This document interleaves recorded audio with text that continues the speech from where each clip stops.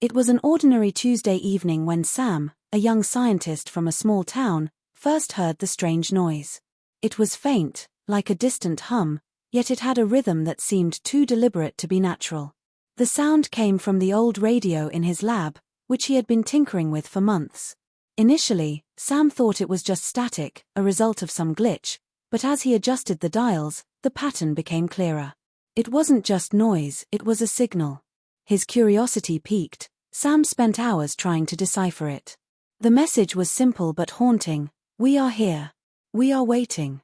He immediately recorded it, running it through every possible filter, trying to figure out if it was a hoax.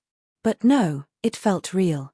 It felt like someone, or something, was trying to communicate. Sam couldn't ignore it. He sent the recording to a colleague, Dr. Olivia Harper, an expert in extraterrestrial communication. When she received the audio, her response was immediate. This was unlike anything she had ever heard before. Olivia was no stranger to the possibility of alien life. She had dedicated her career to studying the unknown, but this was different. This wasn't just a random transmission. It was intelligent, structured. Together, Sam and Olivia began their investigation, trying to track the origin of the signal. Their best guess pointed to a remote part of the desert, far from any human settlements. But the more they researched, the more they realized something disturbing. This wasn't a recent transmission. The signal had been sent decades ago. The question was, why now? They knew they had to go to the source. The journey to the desert was long and tiresome, but Sam couldn't shake the feeling that they were on the verge of discovering something massive. When they arrived at the coordinates, they found only an old, forgotten research station abandoned, with no signs of life. But there, inside, they found a strange device, a glowing orb embedded into the floor. It emitted the same hum they had heard on the radio. Sam's hands trembled as he reached out to touch it. The moment his fingers brushed the surface, the room seemed to come alive. Lights flickered, and the orb pulsed with energy, as if it were awakening. As Sam and Olivia stood there, stunned, the orb began to project a series of images. They were blurry at first, but they quickly became clearer, scenes from another world. The landscapes were breathtaking, vast, rolling hills with shimmering skies, cities of light and impossible architecture. But there was something unsettling about the images. The sky wasn't just blue, it was dotted with strange, dark clouds. The cities were beautiful, but there were no signs of life. A voice suddenly filled the room, low and resonant. "You have come. The time is now." It was as if the orb was speaking directly to them. Sam and Olivia exchanged nervous glances. They were no longer just observing, they were part of something far greater than they could have ever imagined. The voice continued. "We are the ones who have been waiting. For you. For your kind." The orb flashed again, this time showing the image of a massive ship, its shape unlike anything human technology could conceive. It was sleek, dark, and pulsating with energy. The voice spoke again. "We are not of your world. But we have been watching. You must come to us." Sam and Olivia were speechless. They had always believed in the possibility of alien life, but this was beyond anything they could have predicted. The orb pulsed again, and the door to the station creaked open. Outside, in the distance, they could see a flicker of light. Something was waiting for them. Without saying a word, they made their way toward the light, their hearts pounding. The closer they got, the more they realized it wasn't just a flicker. It was a ship, hovering just above the ground. Its surface shimmered, reflecting the desert's harsh sunlight, but it wasn't a typical UFO. It was larger, more advanced, and it seemed to be alive, as if it were made of energy itself. Sam couldn't believe his eyes. Olivia was equally stunned, but her mind was racing. Was this a trap?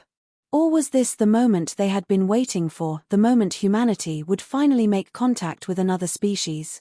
The ship's hatch opened, and a figure emerged. It was tall, with glowing blue eyes and skin that shimmered like the stars.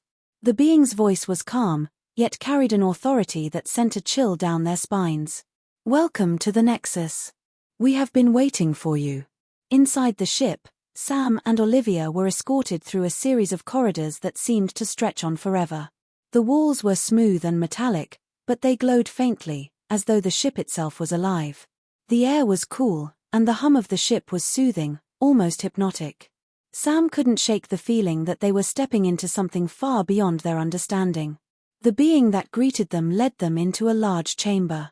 In the center, a holographic display flickered to life, showing vast stretches of space and several planets, some of which Sam recognized from his research.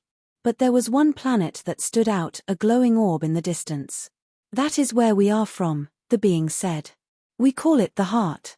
It is the core of our existence, the place where everything begins." Sam's mind was racing. "But, why have you contacted us? Why now?" The being's eyes glowed softly. "You are on the brink of something, humans. A shift. A change. We have watched your species for centuries, and we have seen potential. But we also see your flaws, your self-destructive tendencies. You are at a crossroads.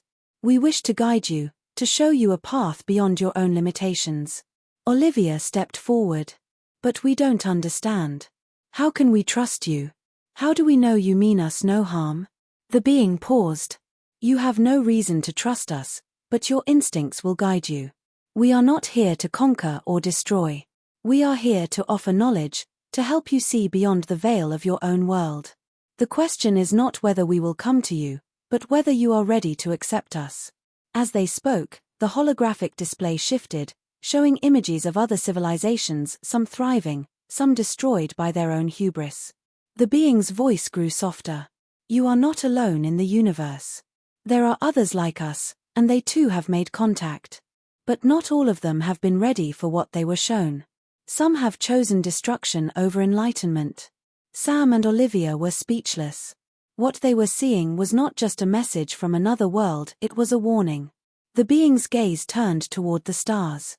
"The choice is yours, humans. Will you heed our warning, or will you fall like the others before you?"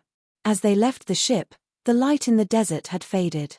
Sam and Olivia stood in the stillness of the night, unsure of what the future held. But one thing was certain, things would never be the same again.